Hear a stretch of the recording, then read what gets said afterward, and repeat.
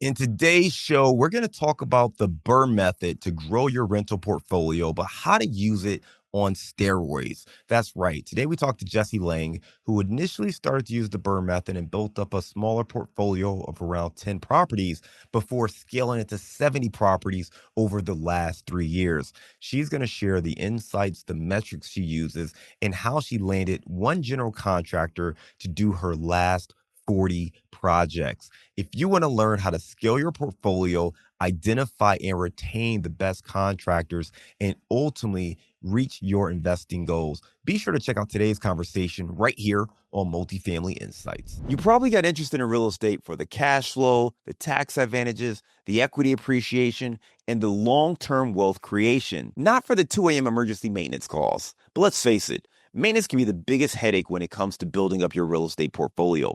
And that's why I want to tell you about a new property management software called Hemlane. See, Hemlane is more than your typical software. It's really like having a property management support system. First, Hemlane provides 24/7 repair coordination. They have a network of vetted maintenance technicians and professionals in your area to handle repair and maintenance your property may need. Second, Hemlane helps you advertise your listings and even connects you to licensed agents to help find and place tenants. And third, Hemlane is ranked #1 by Gartner with an average of 4.8 star reviews on repair coordination. Learn how Hemlane can help you manage your properties with 100% transparency and control without the administrative work. And as a Multifamily Insights listener, you will receive 25% off for 2 months when you sign up. Just go to hemlane.com, that's HEMLANE.com, and use Multifamily Podcast 25 as the promo code. Again, that's hemlane.com, or just click the link in the show notes. Now, Jessie Lang started investing in real estate by house hacking over 10 years ago. And since then, she's grown a substantial rental portfolio that she manages with the help of a small remote team. Now, in the last 36 months, she's grown from 11 doors, bought the wrong way with 20% down, to 70 doors and counting. She is also the author of a new book called Rentals Made Easy. So we're definitely going to talk about that. But let's welcome to the show, Jessie Lang. Thank you for having me, John. Excited to be here. Yeah, Jessie, it's great to have you on the show. A fellow neighbor up there in Columbus, not too far from me. Small world. Yeah, I went over your bio at a high level. Take 2 minutes and fill in some of those gaps.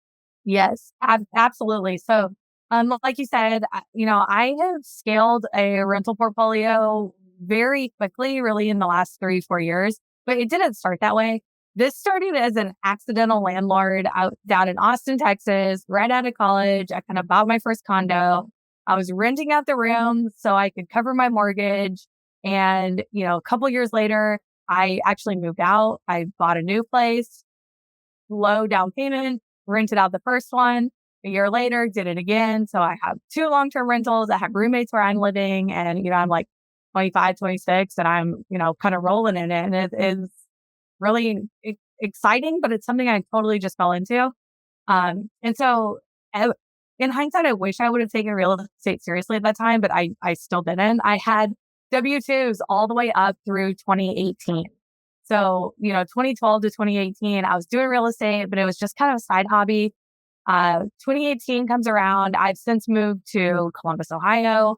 It's actually a very similar city to Austin, and just kind of like 10 years ago. So I fit in immediately. Like, we love it here, and started taking real estate seriously. So those first 2 years, 2018, really 2020, I was wholesaling everything. I was doing some direct to seller marketing. I put my W-2 day job at this point. I was doing, some marketing and getting some contracts in the door, but it was like slow and steady. And I finally just figured it out. That's the short version of the story. I went through a lot to get there, but that, kind of hacked it and then started actually making some money wholesaling. And then so from there, I was able to start keeping more rentals, and I had a taste of rentals from all the 3 I had back in Austin. So I just got really serious about the BRRRR method, which I know we're going to talk about. And since then, I kind of bought, like you said, 11. It took almost a decade to buy 11. And then it took 3-4 years to buy 60 more, and using the BRRRR method. I love it. You talked about a couple of things, right? One, as a Midwest kid, I love to hear you say Columbus is very similar to Austin. I'm So sure similar. that might shock many of our listeners, but yes, it's true. Lots to love about Columbus. With that said, you talked about starting off as an accidental landlord, renting out the room, focusing really on your W-2, but slowly starting to realize, hey, there's something to this real estate thing. Using the BRRRR method, you started to grow your portfolio and really took, almost a decade to get those first 10 units. But then fast forward, you're able to scale up to 70 units over the last couple of years. So really understanding that over the long run, as you're building up the equity, building up wealth, the business can kind of explode. Your wealth can kind of explode, but you got to have some patience to it. You also talked about, how you were able to grow and scale, starting with the wholesaling business and kind of, being able to keep more and more properties and it just clicking, eventually over time, it just started to click and you figured it out.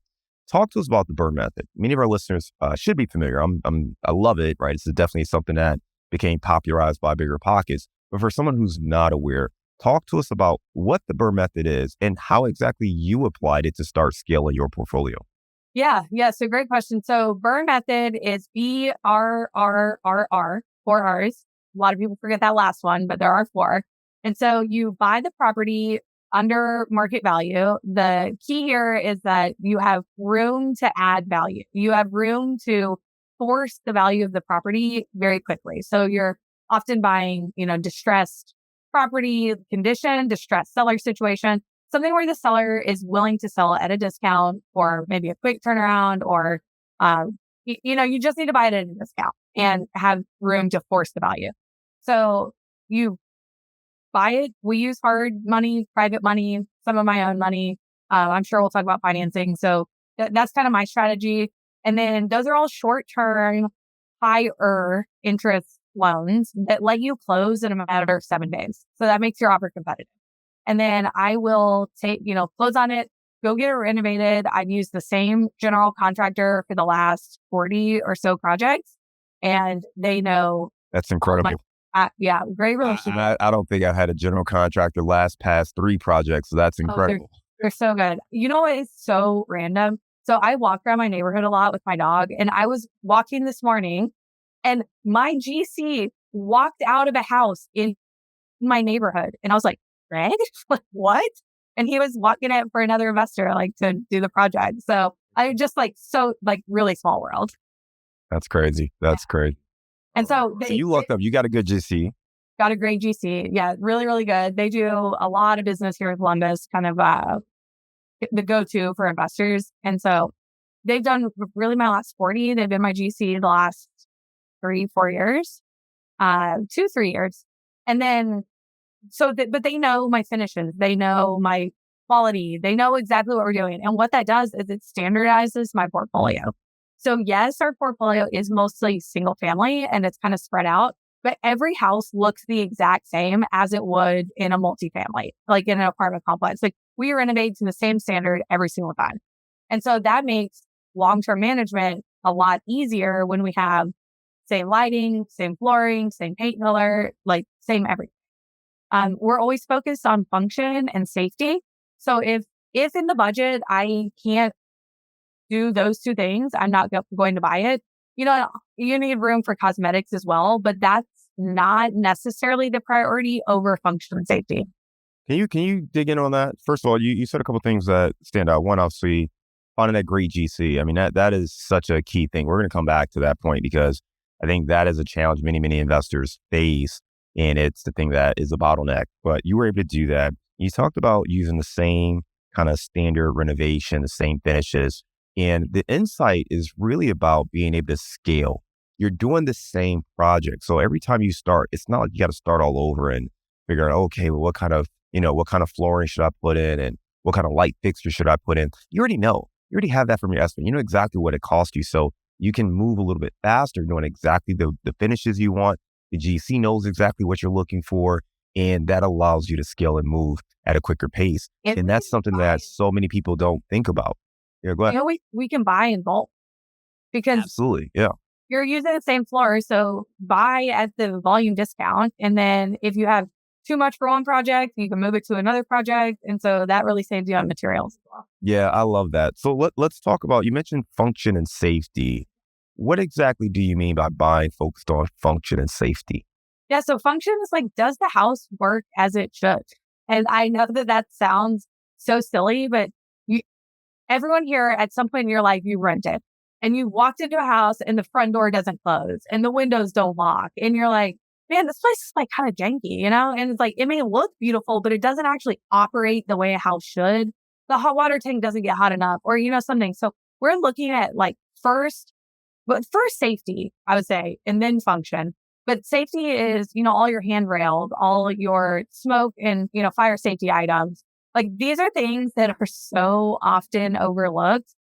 We at every single turnover, check the fire extinguishers, check the smoke detectors. We take pictures of all of that because a lawsuit, y'all, is going to take you out of this business faster than anything else that you can imagine. So my whole team knows my number one priority in my entire business is not getting sued. That's a Like, great number one rule, right? Don't yeah, get sued. Yeah. don't get sued. And if you're doing volume and you do it for long enough, you're going to something's going to happen. But I do everything in my power? It's like financials obviously matter, but not getting sued matters way more than a $300 safety package or, installing a handrail, even on a, maybe a bigger staircase and it costs $1,000. Whatever it is. Like that grand doesn't matter if it's going to help you not get sued. Yeah, I love that. So function and safety, right, are the two things. Function, does it work, right? When you're opening the door, does it open? Does it close properly? Does the property work as it's supposed to work? And then from a safety standpoint, just making sure you're taking care of those measures, right? The handrails, the smoke alarms, make sure you have fire extinguishers, all of those things, making sure that they're taken care of to avoid a lawsuit. Let's go back to the GC, right? So you found this GC, you've done 40 deals. What happens to a lot of investors is you find a GC, they're great for that first deal. They're pretty good for that second deal. The third deal, they're kind of okay. And by the fourth deal, you're like, oh man, I got to get somebody else, right? Because they start to price creep. They start to not pay attention. Maybe they're looking at their next project. Talk to us about how you were able to, one, identify that this was a great GC, but then two, continue to build the relationship, build the trust, and work together where you could continue doing up to 40 deals or over 40 deals now with this general contractor. Yes. So as far as finding them, I think the key is to not reinvent the wheel. Like they are here in Columbus, the investor industry go-to. Like I found them through another investor, which would be my number one advice for finding any trade, general contractor, HVAC, all the way to insurance and maintenance man or person, not necessarily man, whoever you are looking for, I always first go to referrals. And we have some very active Facebook groups here in Columbus. I think most major investing metros do. And so I will post on a Facebook group. At this point, I have most of my team set. But if I'm looking for someone, I'll post on a group and I will not necessarily look for the person who's raising their own hand. I will look for the person that is being recommended by others. And so we have, we have a mold guy here in Columbus that is the number one go-to. If you ask, hey, I need a mold person, 90% of the recommendations are going to be for the same person. Don't reinvent the wheel. There is a reason that everyone is recommending them, right? So that's kind of how I came to my GC that I use now. They're highly recommended. They do 600 houses a year. They also, so they're doing like massive volume. They buy in warehouses. I know that doesn't exist in every city, but there are, I'm doing a flip down in Texas right now, and that GC, they do 20 houses a year. It's not at all the same volume, but they're providing a very comparable level of service. So it doesn't have to be that they're doing 600, but it just shouldn't be their first volume. You just want to see that they have like successfully done these scales, but the same scale that you're working on in the past. So you got the referrals from other investors. Did you know the quantity of like rehabs or projects they were doing annually before you started working with them? Or is that something that has kind of come up over the last couple of years? Well, I've grown with them as well. So when I first started with them, it was not 600 by any means. It was probably closer to 250. And so they've grown very, very quickly. Yeah. And I think it's important because one, you may not find that person who, like you said, is doing 250 or 600, like those kind of rehabs a year. And if you do find them, they're probably working with very seasoned, trusted and tried and true investors, and they may not be willing to take on your project. So there is a little bit of give and take here. But the big takeaway that I'm hearing from you is find someone that is, recommended by others, that others have had the experience with, and that is doing enough volume where they know what they're doing. Sometimes when you get a GC who is brand new to it, they may not know they just don't know what they don't know. We had a project in here in Cincinnati, and we ended up having to fire the first GC. And then the second GC was a guy who was really more of a great worker. I don't think he had actually ever been a GC on a project, but we were kind of desperate, quite frankly, to get the work going, and he could do it. And I liked his numbers a lot. And that's a huge mistake, by the way. Do not hire a GC because you like their bid. Hire a GC because they're great at their work. You can always figure out ways to save money, but get the right person for the job. But anyway, because that person didn't have a lot of experience as a general contractor, they knew the work, they could do the work, but they didn't know the business. They didn't know how to pay their guys in a manner that aligned with our pay scale and our pay strategy. So we ended up having misaligned interests, and that became a big problem in the project. So take this lesson, really make sure that you're finding people who have that experience, because they're going to be able to help you out, especially when you're a newer investor. That you want them leading you on that construction project. If it starts to turn around and you're the one that's driving the thinking and the strategy, and you're pretty new, or this is not the main thing you do, that's going to be problematic. So find that GC that has the experience. Yes. That reminds me. So this one down in Texas, I grew up in Austin, and my best friend growing up, her parents called me and were like, "Hey, would you want to buy our house?" And it's like the house I basically grew up in, like on my same street I grew up on. So I was like, you know what? I'm going to figure it out. Let's do this flip down in Texas. And so I was shopping around KC's. One was recommended by my agent, and they were the most expensive of everyone I talked to, but they were hitting every single point: communication, price, payment structure, all of it. They were hitting everything. I got a couple more quotes, but one in particular was literally half the price. And I noticed, like, even a couple years ago, even last year, little Jessie would have been like, "Oh, let's go with the cheap one." Like, yes, I love those numbers. And it would have come to bite me in the butt for sure. And so I've seen myself evolve and grow as an investor. It's like not always, the cheaper is not always the best option.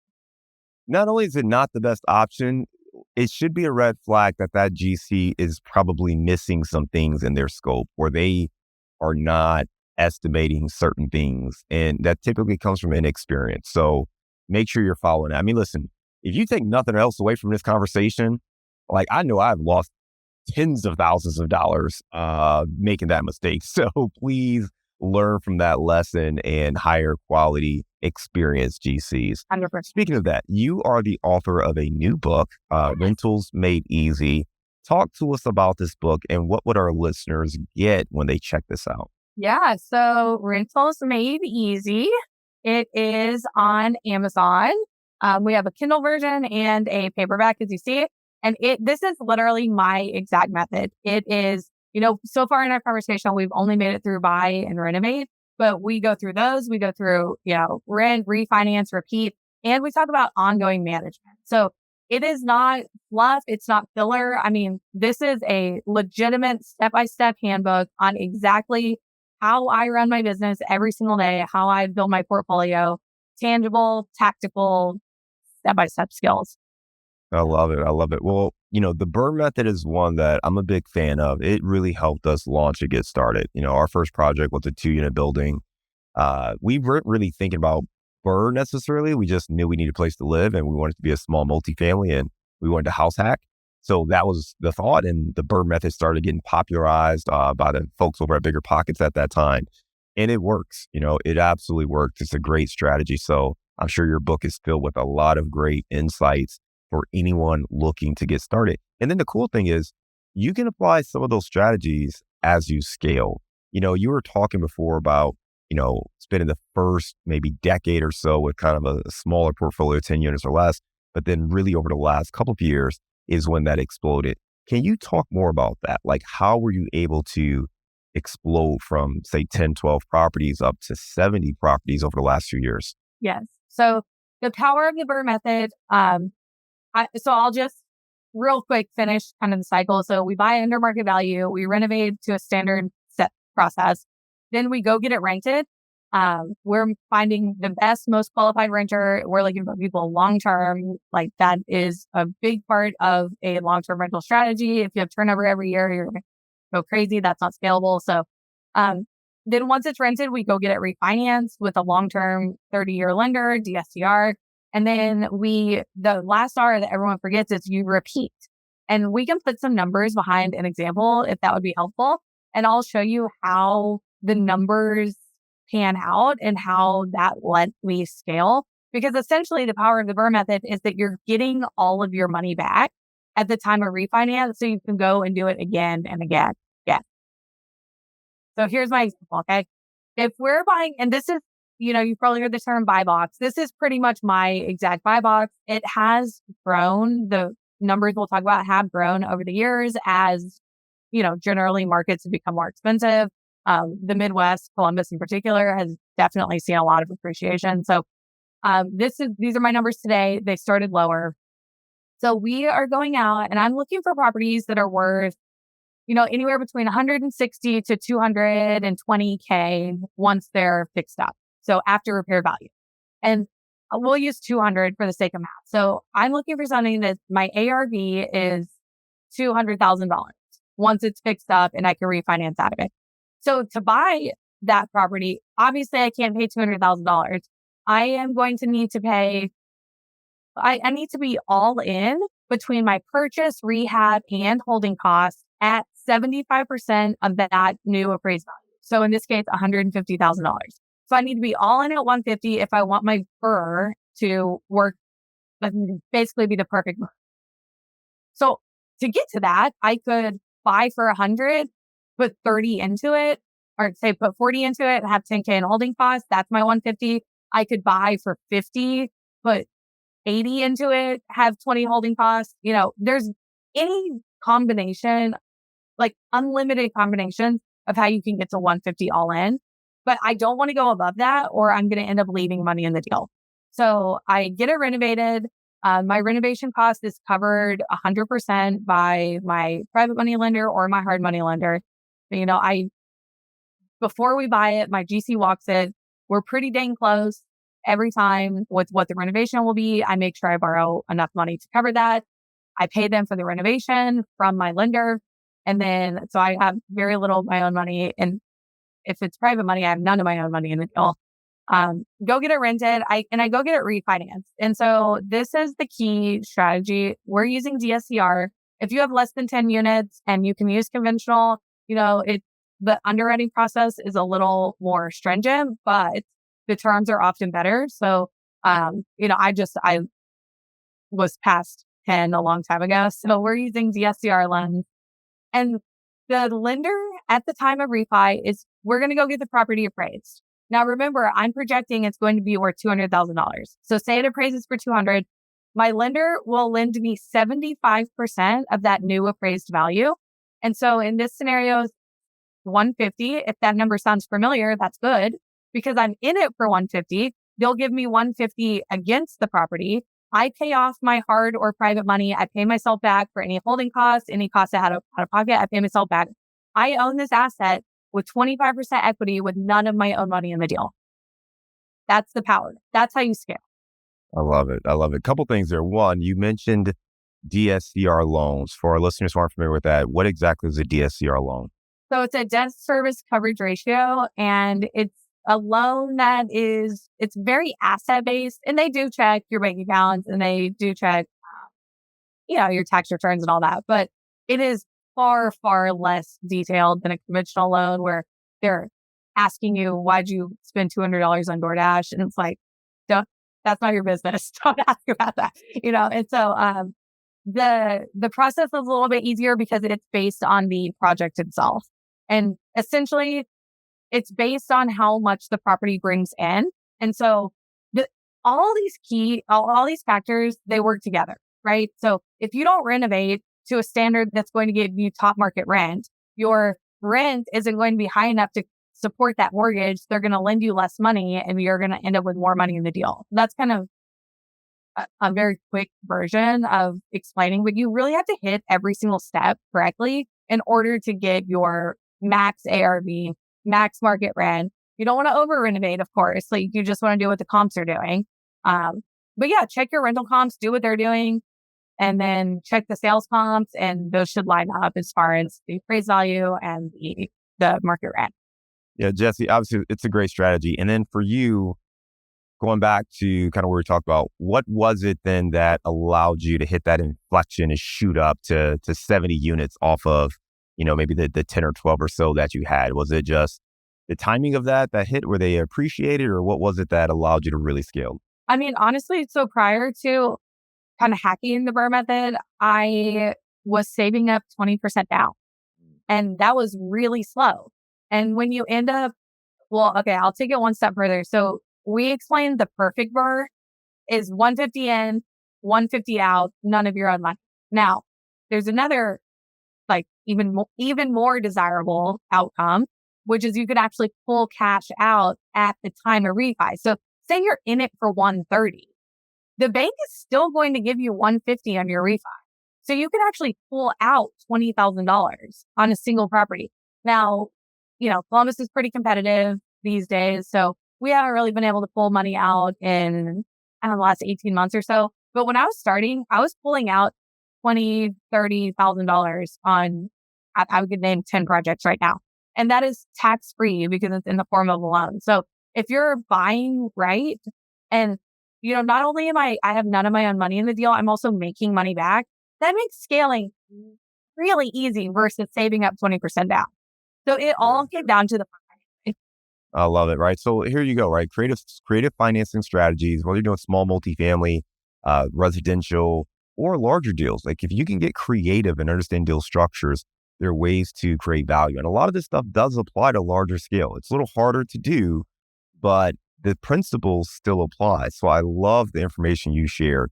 And again, for anybody who wants to learn more, there's that guidebook you created, right? Rentals Made Easy. Check it out on Amazon. We'll put a link to it in our show notes. And also, Jessie's got a Facebook group where she's sharing more information like this. We'll put a link to that in our show notes as well, so you can join that and check out more information. Right now, we're going to transition to our round of insights. When you think you found a great deal, asking the right questions could be the difference in finding a stud or a dud. Listen, we've put together a new guide to help you out. It's called 7 Questions You Must Ask Before Investing in Apartments.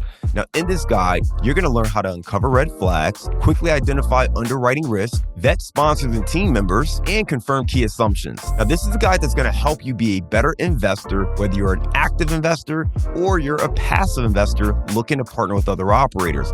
Asking better questions is the key to identifying great opportunities. So download this free guide. Go to our website, casmoncapital.com/7questions. That's the number 7 questions. And you can access this free guide today. To make it easy on you, though, we've put a link in our show notes. So you go to the show notes, you can click that link and access the guide right now. This guide's going to help you make better investment choices, asking the right questions to build your portfolio. So be sure to download it today.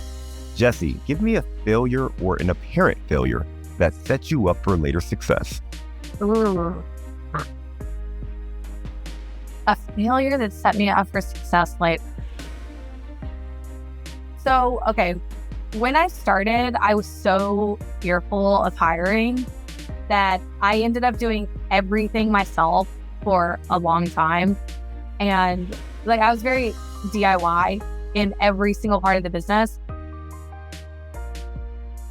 It's a failure in the sense that it took me way too long, but I believe that because of that, I am a very well-rounded investor. I understand a lot of different strategies. I understand how a lot of things work together. I know the nitty-gritty that goes into what a wholesale deal is, all this. But I do wish I would have hired sooner, but in a way, I kind of am happy I didn't because I figured so many things out.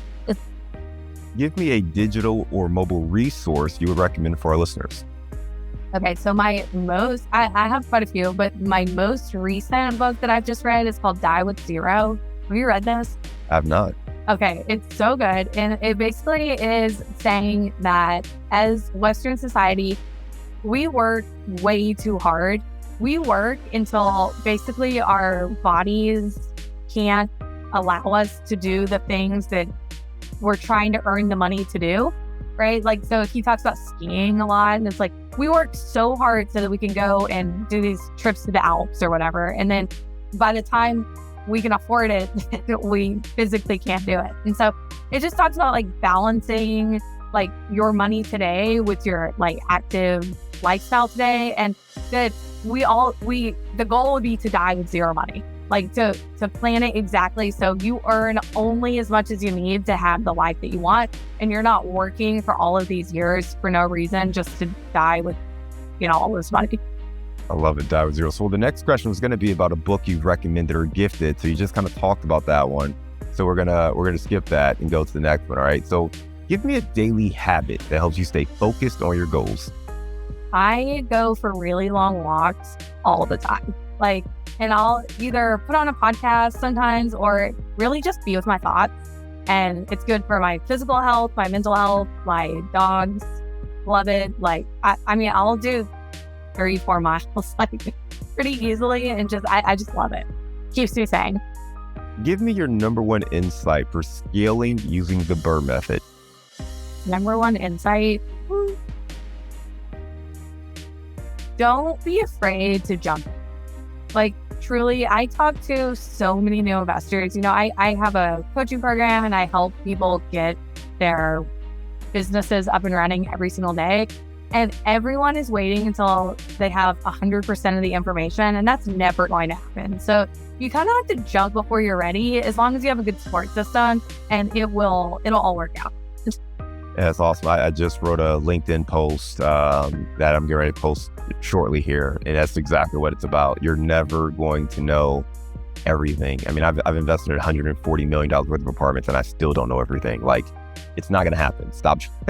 Just keep learning and surround yourself with people who can help you, and you'll figure it out from there. Some great stuff there. Let's You're going to learn the most by being hands-on. Like, truly, that's where the lessons are. Because you could read something in a book, but if you live it yourself, it's going to hit you totally different. And just like we talked about contractors, right? A lot of people are going to be like, yeah, sounds good. But listen, I'm telling you, like, this is one where you definitely want to learn from somebody else's experience and not just winging it. But let's lighten the mood, right? You're in Columbus. We're in Austin, but you're based in Columbus now and been there long enough to have some places you love. Give us your favorite place to grab a bite to eat. Okay. Honestly, number one restaurant in the city is this Ethiopian place around the corner from my house. It's called Lalibela. You will cry. It is so freaking good, and it is off the beaten path. But if y'all are in Columbus or you're over here, Lalibela, Ethiopian, eat with your hands. It is the whole thing. It's some of the best food you'll ever have. Spell that for me. Lalibella. That's a guess. That is totally a guess. All right. Close enough for me to look it up. All right. Lalibela is the restaurant. We get up there, relatively frequently. We got some stuff we're working on up there. So I will have to put that on the list. It says, reach out. I'll take you. If I do cry, I will definitely call you. Awesome. Well, you gave us some great stuff, Jessie, right? I appreciate you sharing a little bit about your story, kind of slowly building your real estate portfolio, starting out, really working your W-2 job, but eventually realizing that, hey, there's something to this, starting to focus on wholesaling, starting to keep more properties for your own rentals, leveraging the BRRRR method. Obviously, love the tip you gave on, finding your general contractor and keeping them for over 40 projects. And then really what it takes to scale to not, tie up all of your own capital, but to really leverage the BRRRR method at its peak, where you're putting in minimal of your capital. And actually, when you refinance, you're pulling out more money than what you put in. So you're actually kind of in a surplus there. It's just a great strategy to grow and scale a portfolio. Again, for folks that want to learn more, check out our book, Rentals Made Easy, and check out our Facebook group, which we will put a link to in the show notes. Jessie, thanks again for being a great guest and coming on Multifamily Insights. We look forward to staying in touch with you, and I hope you have a great day.